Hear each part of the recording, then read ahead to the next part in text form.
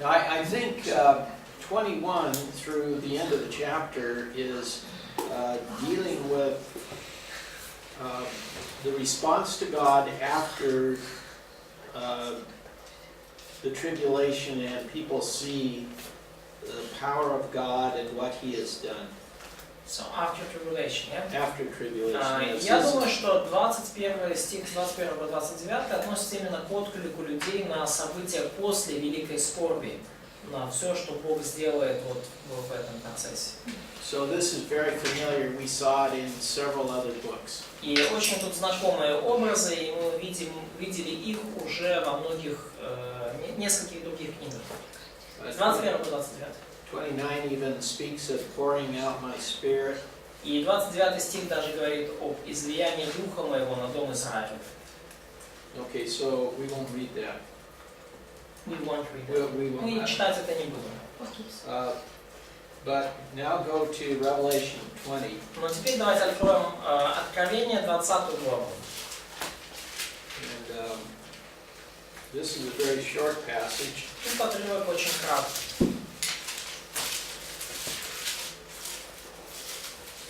So we'll read Revelation 27 through 9. И давайте прочитаем Откровение 20 главу с 7 по 9 стих. Let's do 7 through 10. Давайте з 7 по 10. Коли ж скінчиться 1000 років, сатана буде випущений із в'язниці своєї, і вийде він зводити народи, щоб вони на 4 краях землі, Гога й Магога, щоб зібрати їх до бою, а число їхнє, як морський пісок.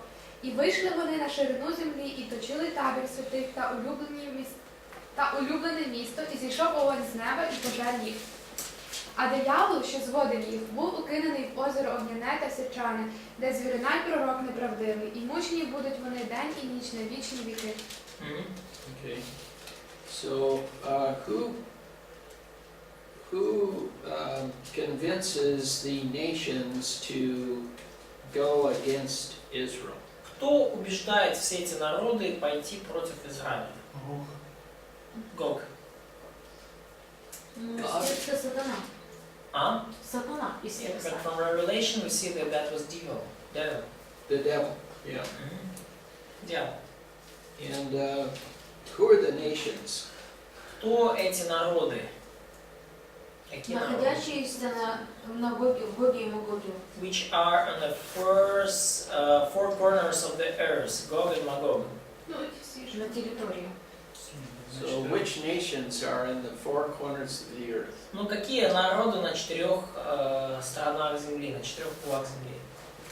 When the Bible uses four corners of the earth, what's it Когда talking Библия about? говорит о 4 углах земли, о чем имеет в виду?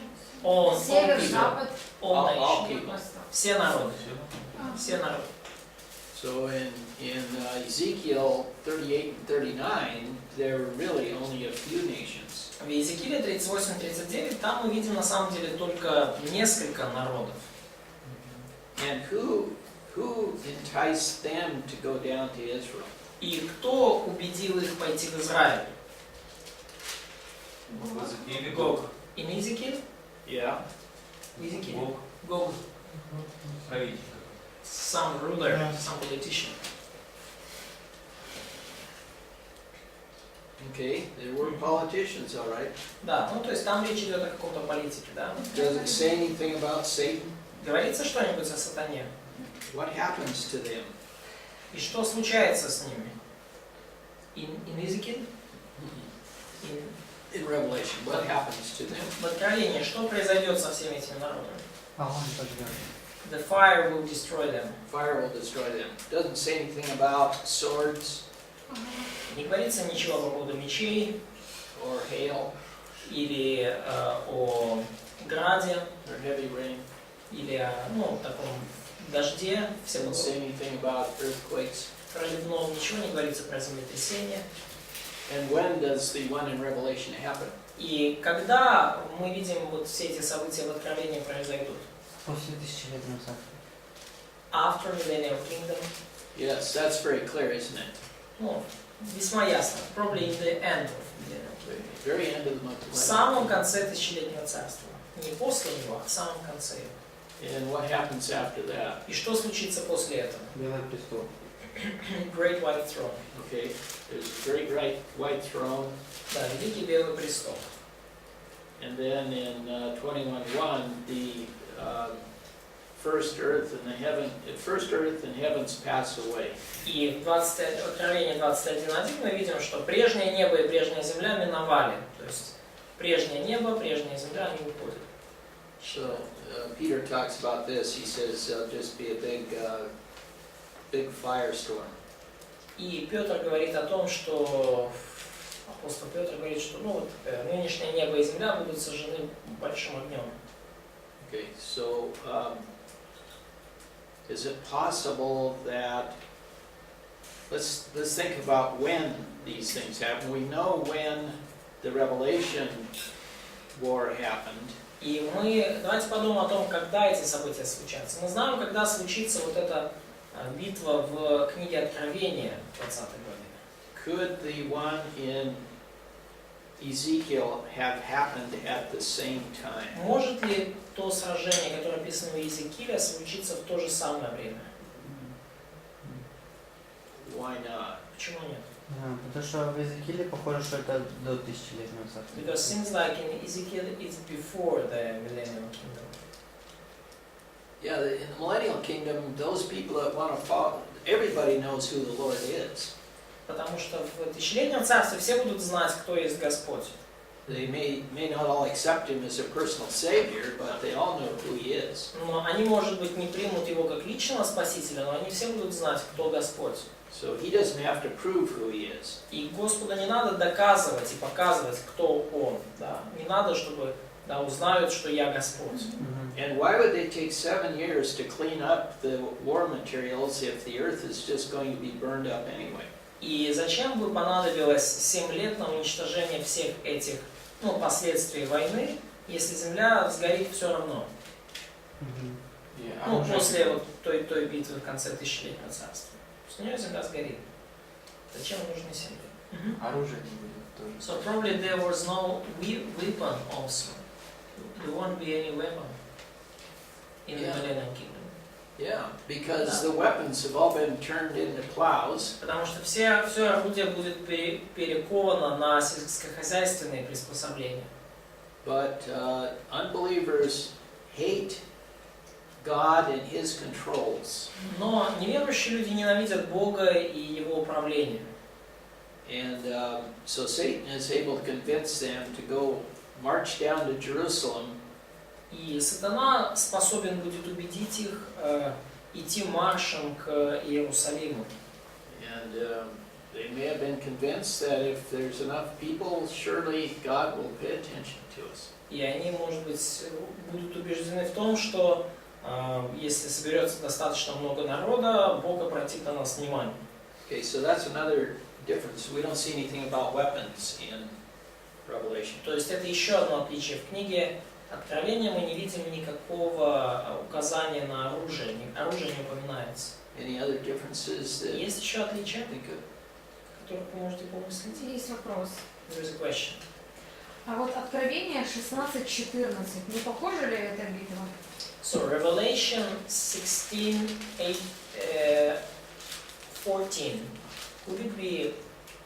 Are there any similarities? Could it be that battle described there? Это же речь, я так понимаю, тут о чашах речь тоже до тысячелетнего царства. So it talks about the all these balls which will be poured out before millennial kingdom, and it's about spirits of them and performing miraculous signs, and they go out to the kings to the whole world together with them for the battle on the great day of God Almighty. Could it refer to this battle in Ezekiel? I'm sorry, I didn't catch the reference. 16:14. 16:14. Ну, тут тоже, это как конец великой скорби, уже 7 чаш изливается. It's an end of great tribulation, Yeah. and there are 7 bowls are poured out there. Yeah. Может, это... Well, some people think that could be then. И некоторые люди считают, что это может быть как раз одно и то же событие. The only problem with that is Israel is not living securely at that time. Единственная проблема в том, что Израиль в это время не живет безопасно. Israel's security ends, Jesus said, with the abomination of desolation. Безопасность Израиля закончилась, как Иисус пророчествовал, с мерзостью запустения. Remember, Помните? where was that? You remember where Jesus said that? After 3.5 years. В каком месте сказал это Иисус? Yeah, where in the Bible? Где? Матфея 24. Matthew 24:25. Matthew 24. 24:15. 24:15. Yes. Да. Вони вийшло. And also in Daniel. Yeah. So Jesus said, when you see the abomination of desolation, you are to get out of Jerusalem. Иисус говорит, когда вы увидите мерзость запустения, убирайтесь, бегите из Иерусалима. It's not safe to be. Уже небезопасное место для вас. So in the second half of the tribulation, there's no security for Israel. И во второй половине Великой Скорби для Израиля нет безопасности. Now what about the first half of the revelation? Но что по поводу первой половины Великой Скорби? Буде нормально.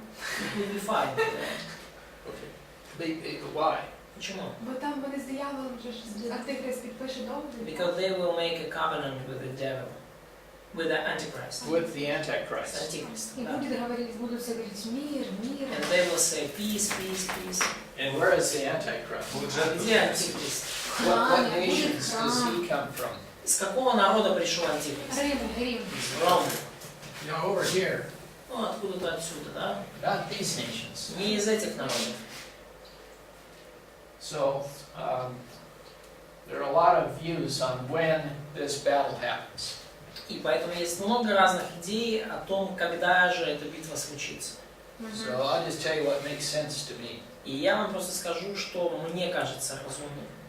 It makes sense to me that it's in the first half of the tribulation. Мне кажется, что эта битва случится в первой половине Великой Скорби. Это из Откровения, то уже запутался такая, какую вещь. Probably you need to, because some of them ask what battle we are talking about, Ezekiel or Llойд. Let me write probably the one. So we've already. Понятно, о чем речь? Да. Семилетняя скорбь, Великая скорбь, тысячелетнее царство. Okay? And we already agreed that this battle in Revelation will happen in the end of. Значит, вот здесь мы видим, да, Откровение, конец самый тысячелетнего царства. Потому что после него сразу Великий престол и земля сгорают. The time of this is very clear. То есть время вот этого события совершенно очевидно из текста. Everybody agrees with that. Все согласны, все понимают. So the difficulty is, when does Трудность в том, когда произойдет 38-39 глава Иезекииля, когда это произойдет. occur? That's the question. Вот это вопрос. So it says that Israel is living securely. Сказано, что Израиль будет жить безопасно.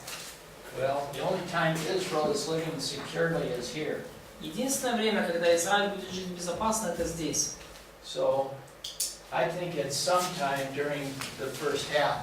И я думаю, что это случится где-то в течение вот этой вот первой половины Великой Скорби. Now, the Antichrist and his coalition do not join these people in going down to Israel. Но Антихрист и вся его коалиция, они не присоединятся ко всем этим народам в их походе на Израиль. Антихрист не присоединится к ним. But their nations just say, "What on earth are you doing?" Но другие народы скажут, что вы вообще делаете? Это вот I They will just say that. купцы фарсистские, да? I think it's possible that they went down at right about here. И я думаю, что это возможно, что они придут вот прямо перед, ну, в конце вот этих первых 3,5 лет. That would then after they die, open the opportunity for the Antichrist to come and break his covenant. И, возможно, вот именно это, ну, как бы, битва, именно поражение вот этих всех народов в итоге дадут повод для Антихриста войти в Иерусалим и нарушить свой завет. He doesn't have to worry about these armies to interfere. These armies will not interfere with him, they're all dead. Да, то есть эти армии уже не будут ему мешать, да, они уже все, ну, погибли. То есть эти армии не смогут ему препятствовать войти в Иерусалим. So now he can go and he can exert his influence in the last half of the И tribulation. теперь он уже, да, лишь, ну, когда влияние этих стран ослабнет, он теперь может войти в Иерусалим и уже здесь распространить свое правление, вот всю эту мерзость запустения на вторые 3,5 года. И все скоро они будут оружие палить, да? А? Палить оружие будут все скоро. Да, там Со- про 7 лет сжигания оружия. 7 лет или 7 месяцев? 7 лет. 7 месяцев они будут трупы сжигать. But it talks about 7 years of destroying this weapon. So will they destroy this weapon during the whole Great Tribulation? Well, as much as they can, and it's going to go on for 7 years, so it'd be the first 3.5 years of the millennium. Ну, да, они будут стараться сжигать как можно больше, и вполне возможно, что это сжигание оружия продлится и на первые 3,5 года тысячелетнего царства. So there are still people living throughout the tribulation. То есть будут люди все еще, которые будут, ну, которые переживут великую скорбь. They have to eat and they have to find heat. И им тоже надо будет есть, им тоже надо будет найти какой-то источник тепла. Clothes, everything, they're Одежда. still living.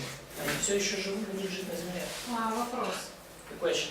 А кто тогда победит вот эту всю огромную армию?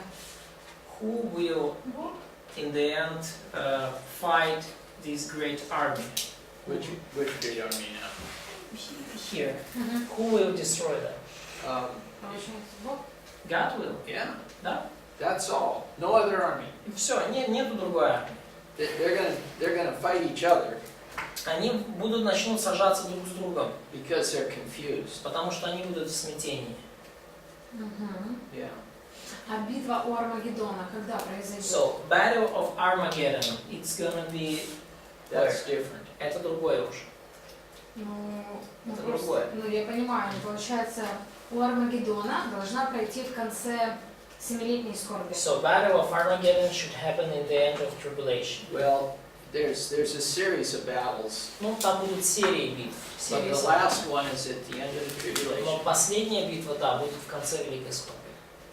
And Christ comes down and he finishes the battle. И Христос придет, и Он закончит эту битву. But you can't put this in any place in here because Israel's not living in security. Но вы можете эту битву на самом деле поместить в любой из этих промежутков, ну, в любой момент из этого промежутка, потому что уже Израиль не будет... я прошу прощения, я не понял. Вы не можете вот эту битву из Иезекииля поместить вот во вторую половину Великой Скорби, потому что в это время Израиль не будет жить безопасно. Вы не можете сюда ее ставить. Еще вопрос есть небольшой. Да. Смотри, в Иезекииле 7 месяцев вот это вот очистки земли от трупов этих будет происходить, наверное, ну, в этом периоде времени, а потом же будет еще вторая зачистка перед тысячелетним царством, да? Ну, после Армагеддона. So, in Ezekiel 38:39 we read about 7 months of cleaning of this body and burning them, and probably we'll have another cleanup after Armageddon and when the millennial period is starting. Yeah, it's great. Yes. Да. Все. You can imagine the buildings are almost everything is destroyed. Вы можете себе представить, что будет, когда вообще все здания, все будет практически. Хаос что-то огромное. Это будет great chaos. So great rebuilding period in the millennium. Да, в тысячелетнем царстве будет большой период перестройки. А можно еще уточнить? One more question. Получается, что сатане было на руку, ну, антихристу было на руку то, что Бог уничтожил эту армию, я правильно понял? So, can I clarify? It seems like Antichrist, there was the destroying of this army gave a great advantage to Antichrist.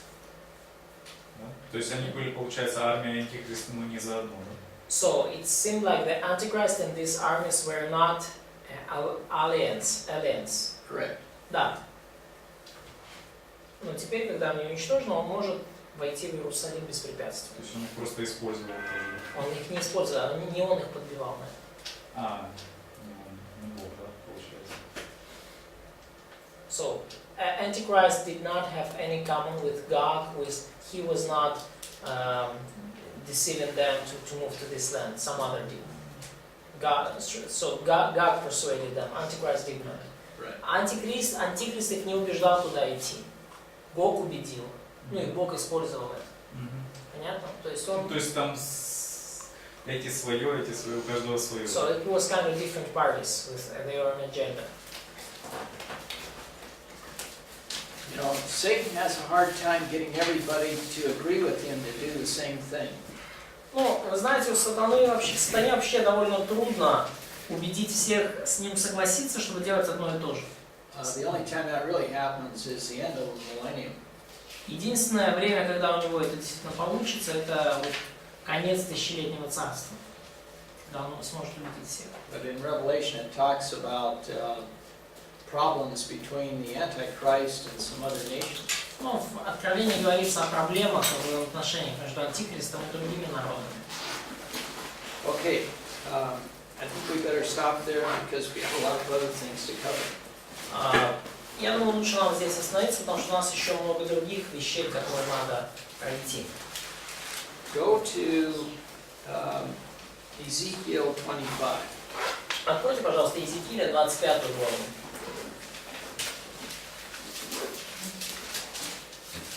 All of you can draw a map of the nations around Israel in your sleep, right? Все из вас наверняка уже способны во сне нарисовать карту всех народов, окружающих Израиль, да? Okay. So, in 25, Ezekiel is going to make judgments against several of the nations around Israel, and he's going to go in clockwise order. И в 25 главе Иезекииля он будет изрекать пророчество против некоторых народов, которые окружают Израиль, и он это будет делать в порядке, так сказать, по часовой стрелке. First Ammon, Сначала будет говорить про Амон, then Moab, потом Муав, then Edom, потом Едом, then Philistia, потом Филистия. Ну, и это уже дальше по 26 already, yes? Philistia is 25, 15. Да, в 15 стихе, да, филистимляне, да, в 15 стихе. Then in chapter 26, Tyre. 26 глава, Тир, Финики. And then there's several chapters on Tyre. И есть несколько глав прямо про Тир. And then at the end of 28, so, well, not the end of 20, end of, 28, verse 20 is Sidon.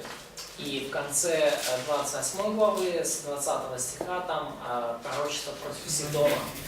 So he just goes around in clockwise motion, just like this. То есть, видите, да, ну, по часовой стрелке Бог двигается. Амон, Моав, Едом, Тир, Сидом. Да. Ezekiel likes to do things in order. Да, Ezekiel да, likes to Иезекиилю do вообще things in order. нравится размещать все по порядку. We're not going to look at the judgment on the first nations because it's a lot like the other judgments on those nations. Мы не будем здесь особо углубляться вот в эти суды и пророчества против других народов, потому что, в принципе, мы уже читали много похожего, и все эти пророчества, они похожи. But Суд против народа. there's some very interesting information here about Tyre. Но здесь есть у нас очень интересная информация о Тире. And Tyre gets most of the press coverage. Press coverage? Press coverage. Ага, да. И Тир почему-то получает наибольшее освещение в прессе. Да, наибольшим образом освещается пресса. Книги, в смысле, в этой, да? Да, Um, про Тир много написано. so let's read 26, 1 through 5. Давайте прочитаем 26 главу с 1 по 5 стих. Еще раз можно? Иезекииля, 26 глава, с 1 по 5 стих. В 11 году, в первый день первого месяца, было ко мне слово Господне: Сын человеческий, за то, что Тир говорит об Иерусалиме, он сокрушен, врата народов, он обращается ко мне, наполнюсь, он опустошен. Зато так говорит Господь Бог: вот я на тебя, Тир, и подниму на тебя многие народы, как море поднимает волны свои, и разобьют стены Тира, и разрушат башни его, и вымету из него прах его, и сделаю его голой скалой. Местом для расстилания сетей будет он среди моря, ибо я сказал это, говорит Господь Бог, и будет он на расхищение народа. Okay. It's interesting that Tyre made its living on the sea.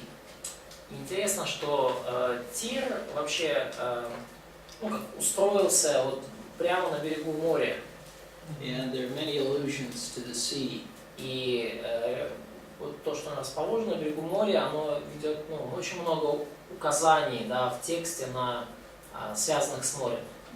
3 says, I will bring up many nations against you as the sea brings up its waves. Как, например, в 3 стихе: «Подниму на тебя многие народы, как море поднимает волны свои». So the nations will just keep attacking. То есть народы будут продолжать постоянно один за другим народы будут атаковать Тир, как волны. Okay, read verse 7. Прочитайте 7 стих. «Ибо так говорит Господь Бог: вот я приведу против Тира от севера Навуходоносора, царя Вавилонского, царя царей, с конями, с колесницами, с всадниками, с войсками, с многочисленным народом». Okay. And then read 8 through 11. И дальше прочитайте с 8 по 11. Дочери твои на земле он побьет мечом и устроит против тебя посадные башни, и насыплет против тебя вал, и поставит против тебя щиты. И к стенам твоим придвинет стенобитные машины, и башни твои разрушит секирами своими. От множества коней его покроет тебя пыль, от шума всадников и колес, и колесниц потрясутся стены твои, когда он будет входить в врата твои, как входят в разбитый город.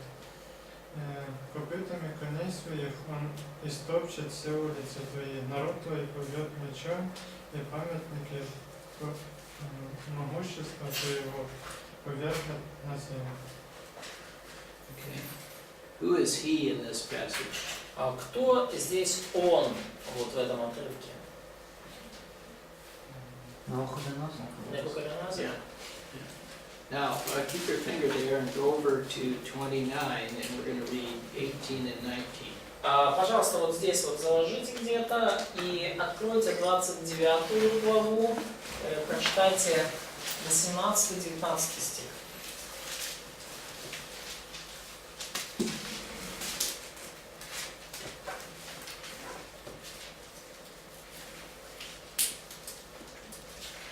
Сын человеческий, Навуходоносор, царь Вавилонский, утомил свое войско большими работами при Киеве. Все головы оплешневели и все плечи стерты. А ни ему, ни войску его нет вознаграждения от Кира за работы, которые он произвел против него.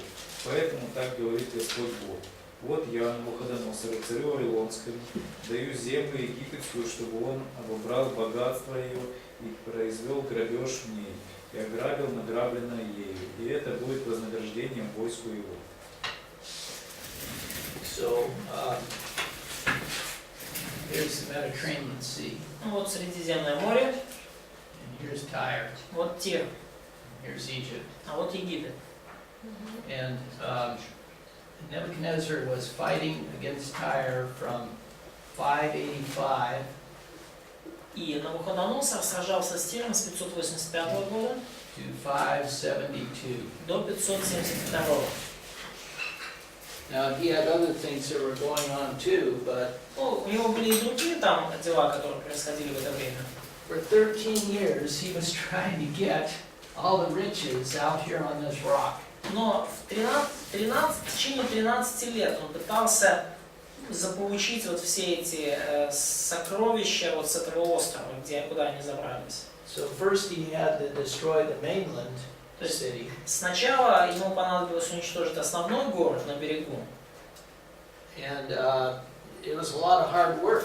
И это было много труда. It says the army made their heads bald and their shoulders rubbed bare. И сказано, что у его армии все головы оплешивели, ну или облысели, и все плечи стерты. And since they didn't get the riches, they didn't get paid. И поскольку они не смогли захватить богатство Тира, то они не получали оплаты. When soldiers don't get paid, they get cranky. А если солдатам не платить, они начинают бунтовать, да, буянить. But what did God give to Nebuchadnezzar? Но что Бог дал Навуходоносору? Египет. А? Египет. Egypt. Egypt. So he went down to Egypt То есть они спустились в Египет in about 570, где-то в 570 году, and Egypt fell to Nebuchadnezzar. и Египет пал перед Навуходоносором. Egypt was full of riches. А Египет был наполнен всякими богатствами. And let's think a little bit about the Israelites at this time. И давайте подумаем немножко про израильтян в это время. When did the Israelites, along with Jeremiah, go to Egypt? Когда израильтяне вместе с Иеремией еще пошли в Египет? В каком году? 585. Okay, about 585. Да, где-то в 585 году. So they're down here. То есть вот они приходят туда, в Египет. And the last person they wanted to see was Nebuchadnezzar. И последний, кого они там хотели бы увидеть, последний человек, это Навуходоносор. Okay, so let's go back to Ezekiel 26. И давайте откроем Иезекииля 26 главу, вернемся снова. And in verse 12, И в стихе 12 Ezekiel changes the pronoun from he to they. Иезекииль меняет местоимение с «он», единственное число, на «они», множественное число. And read 12 through 14. И прочитайте с 12 по 14. І вони розграбують багатство твоє, і пограбують товари твої, і порозвалюють мури твої, і порозбивають доми твої пишні, а каміння твоє, і дерева твої, і навіть твій порох вони поскидають у воду. І я припиню розлягання пісень твоїх, і бреньки до гніздок твоїх більше чути не буде. І зроблю тебе голою скелею, станеш місцем розтягнення сітки. І більше не будеш збудований, бо я Господь це сказав, Господь Бог промовляє. Okay. So Ezekiel doesn't say here, but this is Alexander the Great who came and finally conquered the rock, The island. the island. То есть, здесь Иезекииль не говорит, не называет, но мы знаем из истории, что это Александр Македонский, который пришел и в итоге таки завоевал Тир, вот этот остров, на котором они укрылись, скалу. That was in 332. Это было в 332 году. Все помнят, да, про Тир, что был город на берегу и был остров, скала, на которой они укрылись со всем богатством. А это в тот момент они землю насыпали или уже поздно? Это Македонский сделал. Тут в 332 Это году. он насыпал землю? Да, это он это придумал. А оце вони то і є якраз армія. Это Македонский, да. read 19 through 21. Прочитайте, пожалуйста, с 19 по 21 стих. Бо так Господь Бог промовляє: коли я тебе оберну на спустошене місто, немов ті міста, що вони не замешкані, коли підійму я безодня на тебе і велика вода тебе вкриє, то знижу тебе разом з тими, що сходять в могилу, до прадавнього люду, і в підземній землі посажу я тебе, як руїну відвічну. І з тими, що сходять в могилу, щоб і знову ти не заселився, і в країні живих більше не жив. За пострах тебе учиню, і не буде тебе, і будуть шукати тебе, та вже більше не знайдуть навіки. Говорить оце Господь Бог. Okay. In 27, there's a lament over Tyre. И в 27 главе мы видим плач о Тире.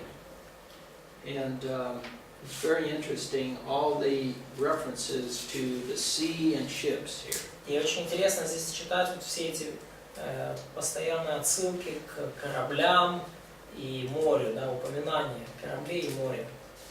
In 4 it says your borders are in the heart of the seas. Говорится в 4 стихе: пределы твои в сердце морей. In 5 it says where they get the planks for their ship. В 5 говорится о том, где они брали деревья, бревна для своих кораблей. And the mast in 5. И они in the mast. The mast. Mast. Ага, да. И вот где они брали мачты? Their oars were made of oaks in 6. И весла, то есть они из кедра брали, делали мачты, в 6 стихе из дубов васанских делали весла свои. Oars are still made of oak today. Да, весла до сих пор, кстати, делают из дубов. Ну, в наши дни. They had beautiful awnings to protect them from the sun in verse 7.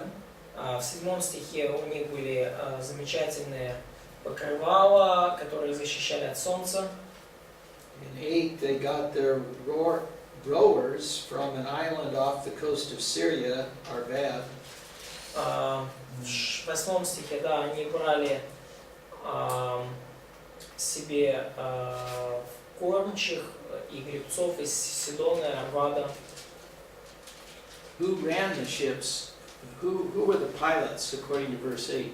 Кто, согласно 8 стиха, был, руководил кораблем, был, направлял корабль? Мешканці Сімен. Сидону і Арвад. Симен, Мешканці Сидону і Арвад. Men of Sidon and Arvad. Не, не гребцами были.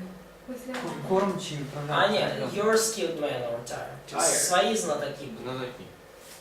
The bosses came from Tyre. Смотрите, да, я, может, не так немножко привел. Жители Сидона и Арвада были гребцами, а свои знатоки были у тебя. То есть собственные специалисты были кормчими, то есть руководили. Is that what yours says? Yeah. Okay. Okay. Все руководители, они брали их своих. They had people who repaired the seams. И у них были также люди, которые заделывали пробоины. In 10 they had, their army was made up of people from Persia, Lydia, and Libya. И в 10 мы читаем, что их армия состояла из персов, лидиян, ливийцев.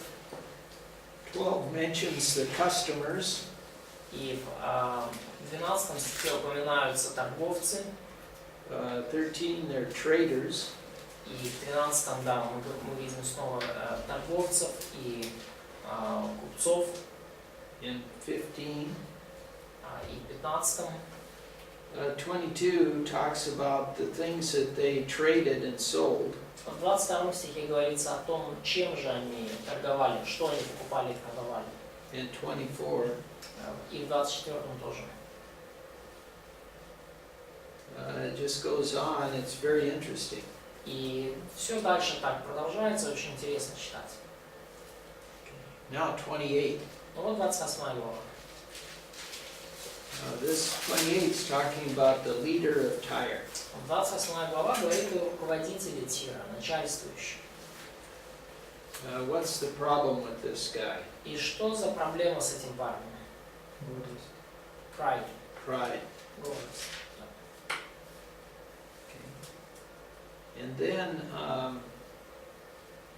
go to verse 11 and 12. Read verses 11 and 12. Потом прочитайте, пожалуйста, вот сейчас стихи 11-12. И было ко мне слово Господне: Сын человеческий, плачь о царе Тирском и скажи ему: так говорит Господь Бог, ты печать совершенства, полнота мудрости и венец красоты. Now there's a change. Instead of talking about the leader of Tyre, here he calls him the king of Tyre. И здесь есть перемена определенная. Вместо того, чтобы говорить о начальствующем в Тире, теперь Иезекииль говорит о царе Тирском. So that's a clue that maybe he's talking about somebody other than who he was talking about at the first of the chapter. И это одна из таких зацепок, которые помогают нам понять, что, возможно, он говорит здесь о ком-то другом, не о том, о ком он говорил в начале главы. But he's talking about somebody who has a lot of pride. Но он также говорит о ком-то, у кого много гордости. Yeah. Можно вопрос такой? Когда Иезекииль пророчествовал, Бог ему говорит: вот, скажи начальствующему в Тире, или скажи фараону, еще кому-то. То есть это не всегда буквально Иезекииль обращался сейчас вот к фараону, ну, к разным странам. So when Ezekiel was prophesying and God tell him, for example, this is what Son of Man say to the ruler of Tyre. So does it mean that Ezekiel should literally go to this ruler and talk to him personally? No, because he couldn't leave. Но и Иезекииль не мог покинуть место, где он жил. The only time he talked personally to somebody was when they came to him. И единственный момент, когда он говорил кому-то лично, это когда, к нему лично пришли люди. But we know that there were letters and there was material that went back and forth between the nations. Но мы знаем, что были уже в то время письма, были такие разные письменные материалы, которые туда-сюда между народами ходили. So I expect that either something was sent to him or somebody went to him. Потому я думаю, что либо что-то было отправлено там царю или князю, или начальствующему, либо кто-то просто шел и ему докладывал. But we don't know that Ezekiel ever left Tel Aviv. Но мы не знаем ни о каких случаях, когда Иезекииль покидал Тель-Авив. Okay. So let's read the second half of 12 through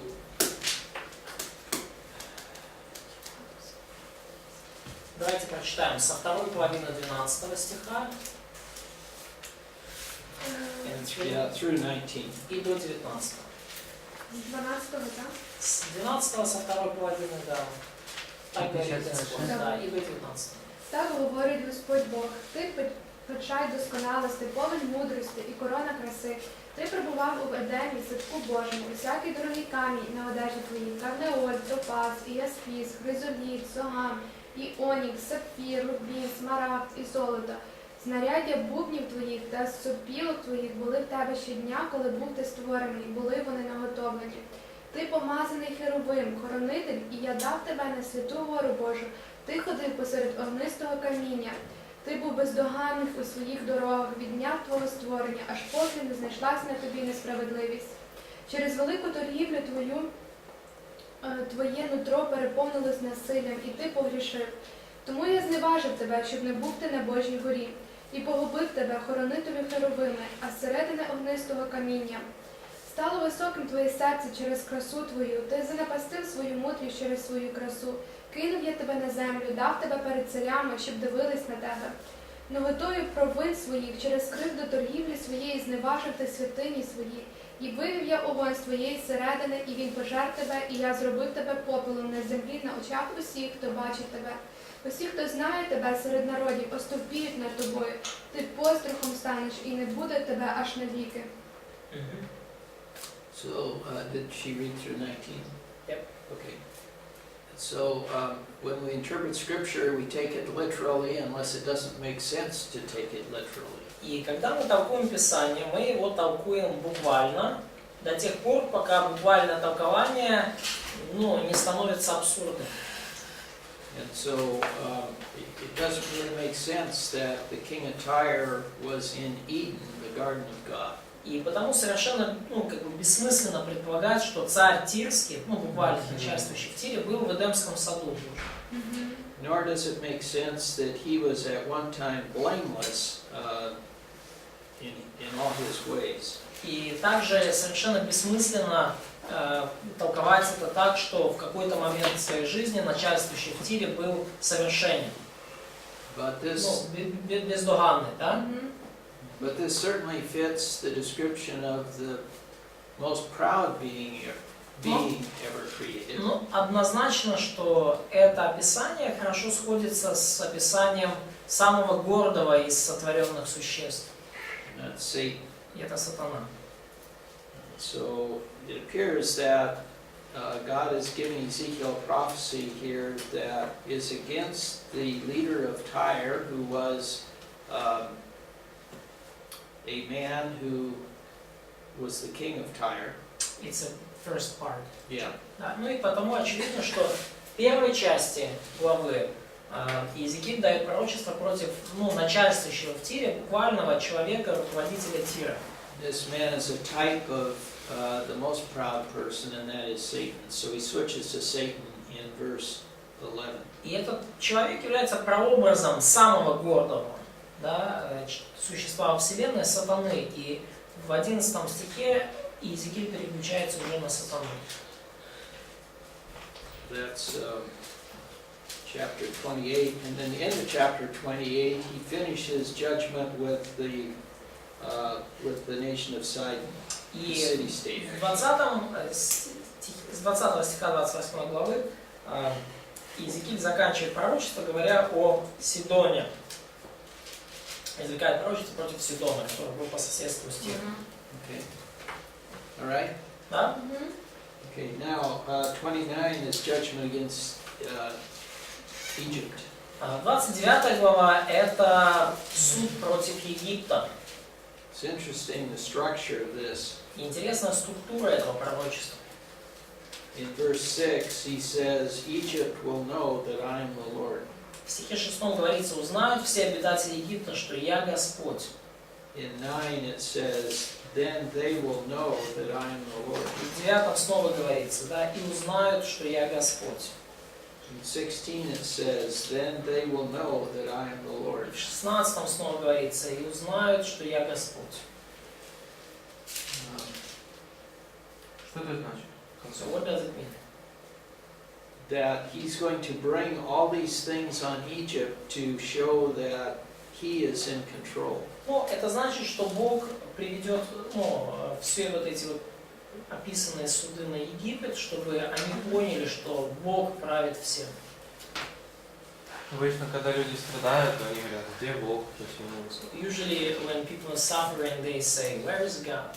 Yeah. А Бог совершает суд и говорит, что люди так узнают, что Он So, but God is doing the judgment, and people suffering, and that's the way He wants people to recognize Him. Yes. And how many do? Как много из людей, которые подвергаются страданиям от Бога, они признают Бога. Кажется, немного. Few. With one exception. Ну, с небольшим исключением. С одним исключением. What's the exception? А какое исключение будет? Но они ненавидят Бога. Христиан. Christians. Ну, как Nineveh. Ниневия, да?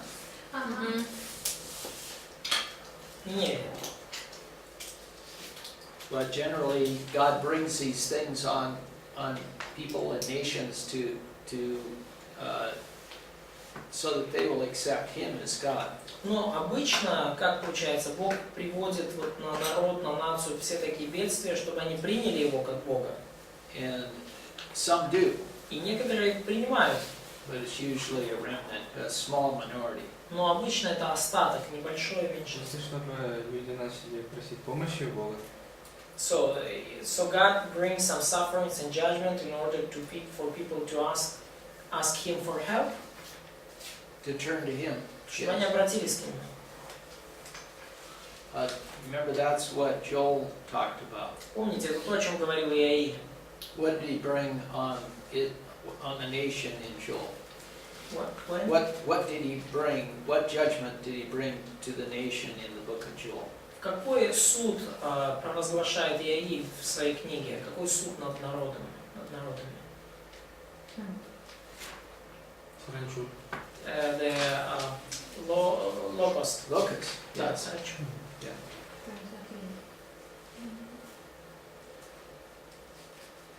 А можно спросить, Question. это больше как суд или это больше как забота о том, чтобы они отвернулись от идола, как бы тоже пришли к Богу? So how should we see that? As judgment or maybe some care and some actions from the God side for them to turn from their idols? Yeah, I think that was a warning Ну, from God. я думаю, что это было таким предупредительным действием со стороны Бога, предупреждением. Joel makes that very clear. Ну, и Иаиль, вот, ну, в случае с Иаилем, с саранчой, да, Иаиль очень ясно об этом говорит. Предупредительный выстрел. Ну туда же попал Иеремия уже в Египет, перед тем, что Иезекииль начал говорить. И может быть Иеремия им проповедовал Бога живого? But maybe Jeremiah came to Egypt right before all these events, and Jeremiah was able to preach there about God. So in order for them to turn to Him. I don't think they had turned to, well, Я не I don't думаю, что know. они к нему обратились в тот момент. Doesn't say anything Не, ну about они that. слышали. Об этом не говорится. But at least they heard. Yeah. Да, наверное. Все вот эти народы, ну, Египет, Тир и так дальше, они были в курсе о том, что какое пророчество, что грядет. So all these nations, all these people, had they been aware about what's going on with them, what's going to happen with them? Had they been aware about these prophecies? Ну да. Скажи начальствующему в Тире, то есть он шел и говорил.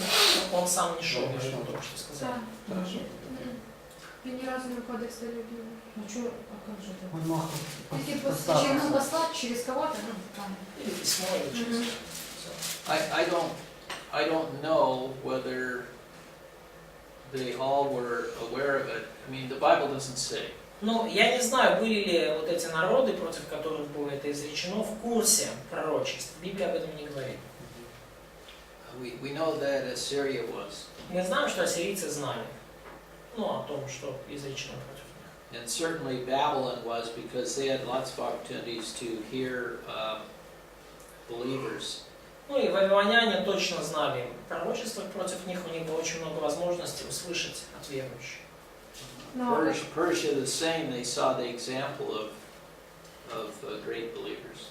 И Персия также, потому что у персов были примеры, ну, замечательных верующих перед глазами.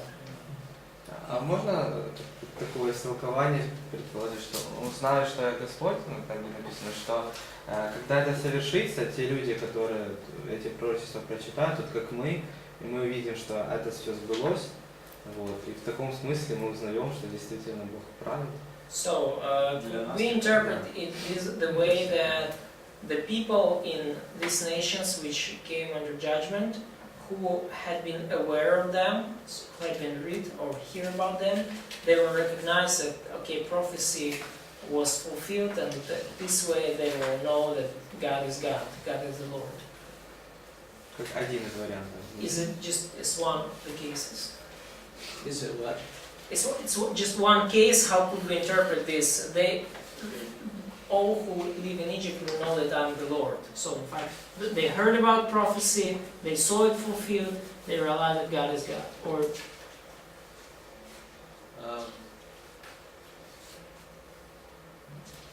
Well, they have no excuse, that's for sure. ну, однозначно, что у них нету в любом случае извинений. Египте. Could they all know? Because it's written in verse 6 that all who live in Egypt will know that I'm the Lord. So, Well, that doesn't mean they accept him as Lord. ну, то есть, опять же, то, что они узнают, что я Господь, не значит, что они его примут как Господа. Could they all know that about these prophecies? This is the question. What? Could they all know about these prophecies, about the coming About the judgment? prophecies. I don't know. Я не знаю, могли ли, вот написано, узнают все обитатели Египта, да? И он говорит, я не знаю, в 6 стихе. Он говорит, не знаю, могли ли они все знать о грядущем, ну, вот об этих пророчествах, или читать их где-то. Я не знаю. So that's a difficult question. Это сложный вопрос. We know that God is not willing that any should perish. Мы знаем, с одной стороны, что Бог не хочет, чтобы кто-либо погиб. We know from Romans that God makes himself known to all men. И мы знаем из послания к римлянам, что Бог открывает себя каждому человеку. But how he does that is not clear. Но как он это делает, вот это не ясно. At least it's not clear in every case. In every case. Ну, как минимум, это не ясно в каждом случае.